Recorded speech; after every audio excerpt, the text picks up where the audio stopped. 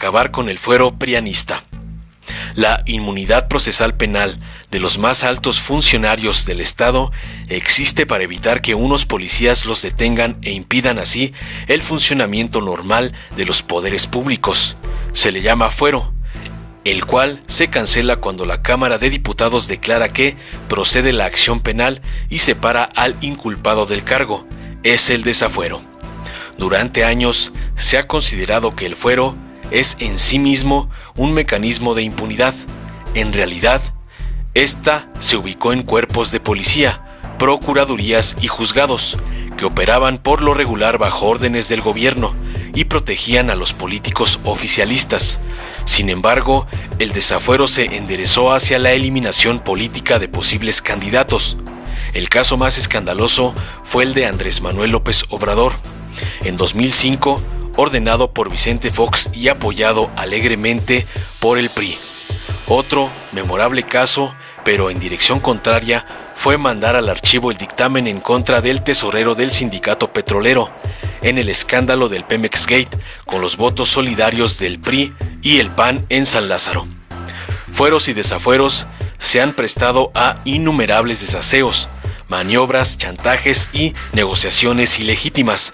Al integrarse la actual legislatura en 2018, Morena inició en San Lázaro una reforma constitucional para eliminar el fuero. El sistema de inmunidad procesal penal consistiría en que, ante una inculpación del Ministerio Público, los altos funcionarios protegidos tuvieran que afrontar su proceso penal, como cualquier otra persona. La diferencia sería que ellos se mantendrían en libertad y en funciones durante el proceso, como si estuvieran bajo fianza, según aconseja el principio de presunción de inocencia. Luego que el juez les condenara, perderían su inmunidad y el cargo, por lo que tendrían que afrontar las consecuencias de la sentencia. Con esa reforma constitucional se protegería el funcionamiento normal de los poderes públicos para evitar arbitrariedades y maniobras de autoridades menores dotadas de fuerza coercitiva. Al mismo tiempo, los altos funcionarios serían juzgados de inmediato y eventualmente condenados. La oposición unida votó en contra, entre gritos de júbilo de los partidos que habían perdido en la reciente elección. No se completaron los 2/3 de votos necesarios para su aprobación. Ese fue el segundo intento de acabar con el fuero y consecuentemente con los desafueros. En ambos vivimos la acción del PRIAN, que no es expresión retórica, sino palpable realidad política. Habrá que continuar el esfuerzo de eliminar el fuero, tan luego como se instale la próxima legislatura. Por lo pronto, los procedimientos de desafuero concluyen ya en los plazos de ley y sus dictámenes sí se ponen a discusión del Pleno de la Cámara, aunque no han desaparecido las maniobras dilatorias y de otro tipo. Se ha llegado al extremo inaudito de que una juez de distrito concedió una suspensión definitiva contra un inculpado, prohibiendo a la Cámara culminar un procedimiento de desafuero hasta que ella dicte sentencia, pero olvidó que las resoluciones de los diputados en esta materia son inatacables, según reza la Carta Magna, lo que también impide, por tanto, detenerlas. La Judicatura tendrá que abordar este asunto. Por todas partes surgen ahora obstáculos políticos y judiciales para detener cambios y reformas tales como la industria de los amparos. Resistencias naturales. El problema es definir una estrategia común del Ejecutivo y el Legislativo para encarar las acometidas conservadoras del PRIAN. Informó Mr. Politicón. Nos vemos el próximo video. La sección instructora de la Cámara ha aprobado un dictamen para ser discutido y votado en este jurado con el fin de declarar que ha lugar a proceder contra el ciudadano gobernador del estado de Tamaulipas, por lo que debe serle retirada la inmunidad procesal penal a efecto de ponerlo a disposición de la autoridad. La solicitud ha sido presentada por la Fiscalía General de la República, quien imputa al inculpado los delitos de operaciones con recursos de procedencia ilícita, delincuencia organizada y defraudación fiscal equiparada. La sección instructora propone que se declare justamente procedente la solicitud del Ministerio Público de la Federación. En el entendimiento de la sección instructora, no hay elementos suficientemente fuertes para considerar que recursos que llegaron a poder del inculpado, el gobernador de Tamaulipas, fueran producto claramente de delitos, aunque tampoco puede existir la convicción de que no lo sean. Ante la duda, es preciso preferir al inculpado antes que al fiscal. La sección instructora sostiene que existen fuertes indicios, suficientes para considerar que el gobernador de Tamaulipas pudo haber declarado fraudulentamente el impuesto sobre la renta del año 2019 y dejó de enterar al fisco federal una cantidad que resulta algo más de 6 millones de pesos. La defraudación fiscal es una conducta frecuente en nuestro país, pero eso no debe llevar a considerar que no es trascendente ni tiene mucha importancia. Defraudar al fisco es robar a la nación, porque los ingresos provienen de todos y deben regresar a través de la acción política a la misma sociedad que los paga, que los aporta a un fondo común. Recordemos también que los gobernadores son autoridades fiscales en el plano local. Se entiende que deben valorar el significado y trascendencia del debido pago de los impuestos, más aún cuando una parte de la recaudación federal se destina a las entidades federativas del país a través de participaciones directas. Defraudar al fisco federal en el impuesto sobre la renta es defraudar a la propia entidad federativa donde radica el causante. El anterior jurado en esta Cámara declaró la procedencia de la acción penal contra un miembro de esta Asamblea por un posible delito meramente culposo, es decir, accidental. Con mucha mayor razón, tendría que hacer la declaración de procedencia cuando se está frente a un delito doloso por naturaleza, que afecta al erario y al deber constitucional de contribuir a los gastos comunes de México. La sección instructora ha realizado un proceso limpio, en el que se han respetado las garantías del inculpado y se han atendido los planteamientos de la Fiscalía. Han quedado atrás los tiempos en que estos procedimientos quedaban archivados o se manipulaban para olvidar o para condenar por consigna. Lo que es de la convicción de la sección instructora es la defraudación fiscal equiparable. El punto es que la Cámara de Diputados cumpla con su deber y permita que el aparato de justicia se encargue de esta causa penal. Solicito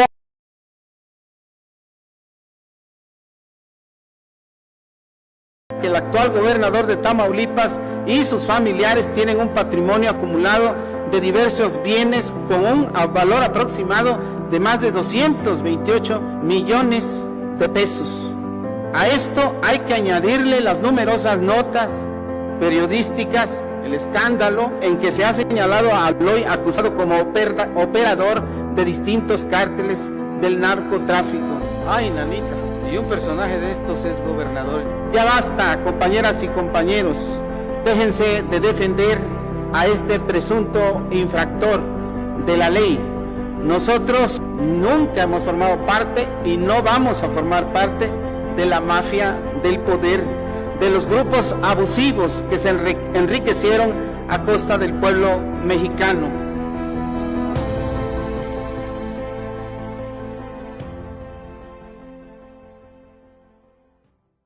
Ciudadano Santiago Nieto Castillo, titular de la Unidad de Inteligencia Financiera, ha sido convocado por esta sección instructora para tomar su testimonio en la causa instaurada en contra del ciudadano Francisco Javier García Cabeza de Vaca. Los elementos que integraron la denuncia que presentamos ante la Fiscalía General de la República. Los datos de las notas de inteligencia de las cuales estamos nosotros partiendo es información que proporciona el sistema financiero, es decir, los bancos. Nuestra obligación en términos legales tiene que ver con los procedimientos relacionados con el combate al lavado de dinero, financiamiento del terrorismo y cualquiera de sus delitos precedentes, incluyendo evidentemente los temas relacionados con presuntos actos de corrupción.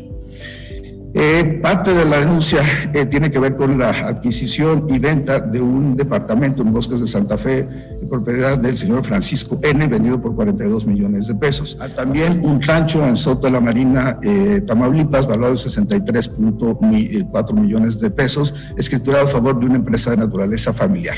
Es relevante decir que hay otro rancho en Tamaulipas con superficie de 950 hectáreas y 450 metros de construcción, valuados en 38 millones de pesos, adquirido por una empresa que tiene las características de fantasma relacionadas con Bernardo N., socio de Francisco N. La hacienda en Soto de la Marina, Veracruz, de la empresa familiar está valuada en 53.6 millones de pesos. Hay una casa en Reynosa, ubicada en la declaración 3 de 3. También se encuentra una propiedad en McAllen, Texas, relacionada con el señor José R., primo del señor Francisco N. Tenemos además una serie de casas vinculadas en las declaraciones, una casa de 7 terrenos en Reynosa, relacionada a una casa en McAllen, relacionada con Francisco N., valorada con 8.5 millones de pesos. Hay otra casa en McAllen relacionada con una empresa de naturaleza familiar, y en general se trata de inmuebles adquiridos no solamente de manera personal, sino también a partir de mecanismos de copropiedad y a partir de empresas donde el señor Francisco N. resulta accionista. En McAllen, Texas, está este inmueble, también se encuentra vinculado con Ismael N., hermano de Francisco N., y en McAllen, Texas, hay también una casa valorada en 10.7 millones de pesos relacionada con José e Ismael N. Hidalgo, Texas, hay otra empresa relacionada, un terreno relacionado con una empresa de naturaleza familiar. En Hidalgo County aparece también Appraisal District, propiedad de José e Ismael N. En Hidalgo, Texas, relacionado con Manuel N., un inmueble valuado en 5.9 millones de pesos. En El Paso, Texas, una propiedad relacionada con José R., primo de Francisco N.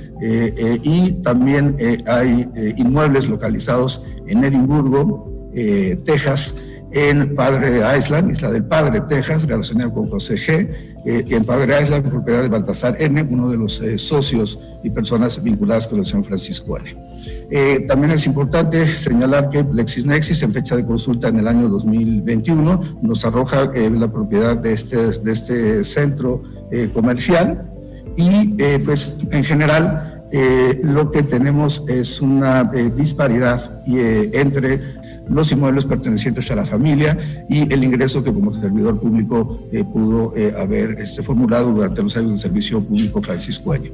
Se denunció una compra de departamentos con recursos de posible procedencia ilícita. No le corresponde a la Unidad de Inteligencia Financiera. La Unidad de Inteligencia Financiera, insisto, en la anterior administración, había presentado una denuncia con estas empresas por haber sido mecanismos que tenía el cártel de Sinaloa para efecto de lavar dinero. Eso no quiere decir que el cártel de Sinaloa esté relacionado con el señor Francisco N. Lo que quiere decir es que las empresas que fueron utilizadas y con las que tiene transacción financiera, las dos empresas que terminaron enviando dinero a la SOFOM, son empresas que han sido utilizadas por el crimen organizado. El Centro de Justicia para las Mujeres refiere un convenio de asignación de recursos por un monto de 66 millones de pesos y un avance de producción del 39%. La obra debía entregarse en abril de este año. El lugar donde tendría que estar construido el Centro de Justicia, que actualmente es un terreno de naturaleza báltica. Baltasar N. es el accionista de una empresa de energía eólica que con la coparticipación de una empresa española están buscando y resultan ganadoras de un parque eólico en el Cortijo relacionado con San Francisco. La empresa de energía eólica, y por eso creo que es importante la discusión que se existe sobre energía eólica en el país hoy en día, impulsada por algún despacho en particular.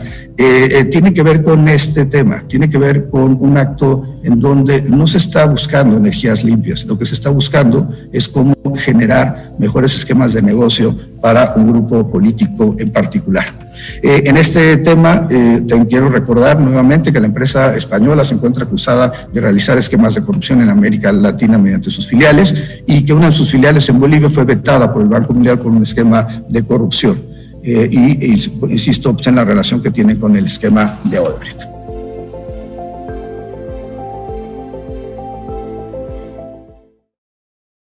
Hace unos días, la Fiscalía General de la República le solicitó a la Cámara de Diputados iniciar el proceso para quitarle el fuero al gobernador de Tamaulipas, Francisco García Cabeza de Vaca, por delincuencia organizada, enriquecimiento inexplicable y lavado de dinero. No es la primera vez que un gobernador del PRIAN es acusado por este tipo de delitos, pero sí es la primera vez que tenemos una fiscalía completamente autónoma que se encarga de instrumentar acciones para evitar que algún gobernante esté por encima de la ley. La historia de Cabeza de Vaca se cuenta por sí sola. Fue acusado por robo de armas en Texas, en donde estuvo preso. Hay evidencias de que hizo negocios multimillonarios con los hijos de Marta Sagún. Y hay acusaciones de la DEA por nexo con el crimen organizado, convirtiéndose así en el quinto gobernador de Tamaulipas del PRIAN vinculado a la delincuencia organizada. Algunos gobernadores del PRI y del PAN gobiernan como mafiosos, se tapan sus corruptelas, sus negocios, sus complicidades. Por eso ahora van juntos en una alianza, porque se aferran al poder. Ellos también fueron los que se opusieron a que hubiera una fiscalía independiente para que llegue la justicia que el pueblo de México tantos años esperó. Pero el pueblo de México ya despertó y en este 2021 va a volver a escoger la transformación para descabezar de una vez por todas a la corrupción. He sido objeto de infamias y persecuciones políticas. No, Francisco. No es persecución política, se llama justicia. Las instituciones del Estado no te quieren someter. Ellas trabajan para proteger. La Fiscalía General de la República, como órgano independiente, solicitó a la Cámara de Diputados iniciar un proceso de desafuero contra ti por delincuencia organizada, lavado de dinero y defraudación fiscal. No, Francisco, no se trata de castigar a la oposición. Se trata de castigar a quien haya cometido un delito. Francisco, el que nada debe, nada teme.